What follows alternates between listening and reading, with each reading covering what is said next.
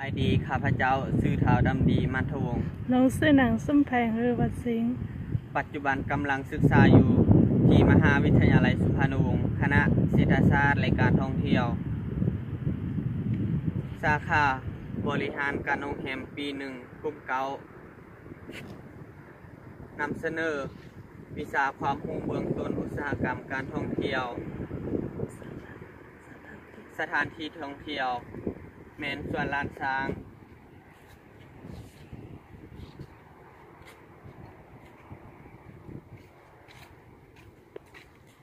ต่อไปขอเชิญเที่ยวชมกับสถานที่ท่องเที่ยว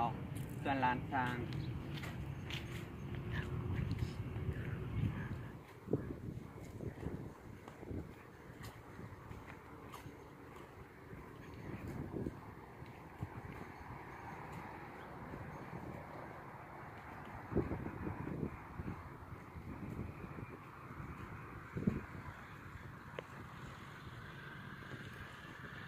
ส่วนลานช้างแม่นส่วน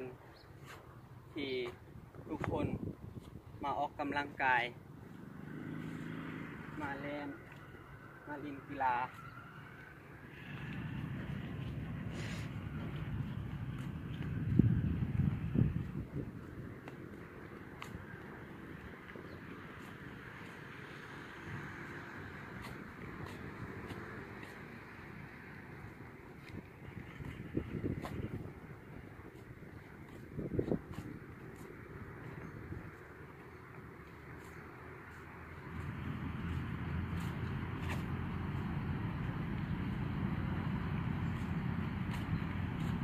ส่วนลานช้างจะมีดอกไม้ประดับประดา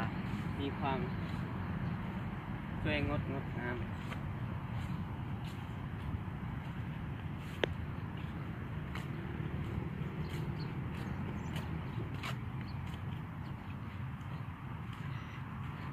ส่วนลานช้างจะมีน้องปลาและมีหุบปันช้างลาย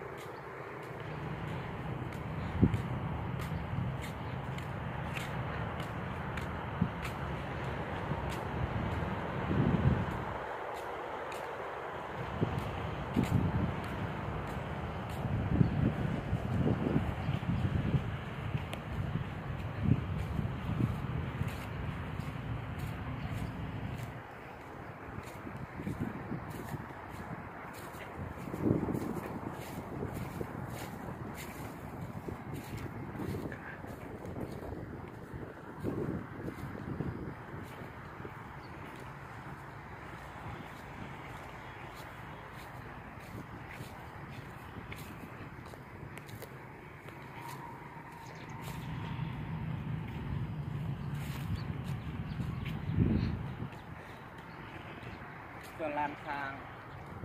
จะมีดอกไม้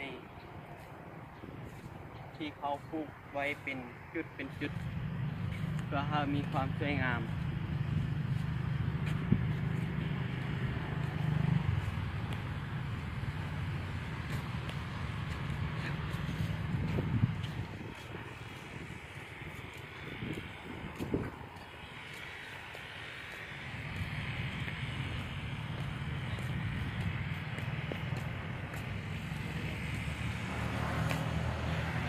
เรียบ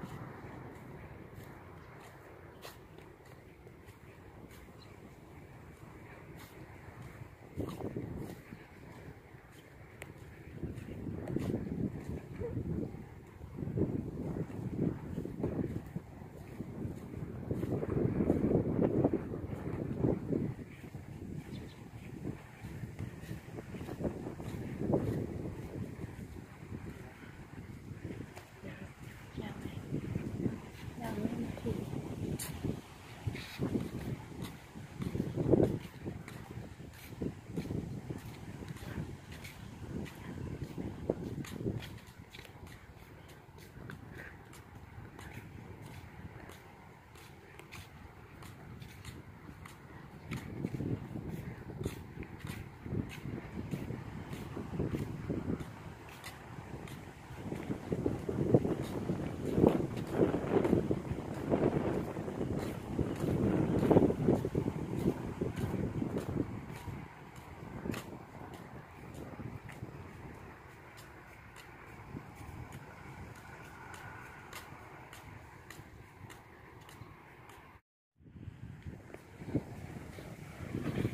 ส่วนร้านช้าง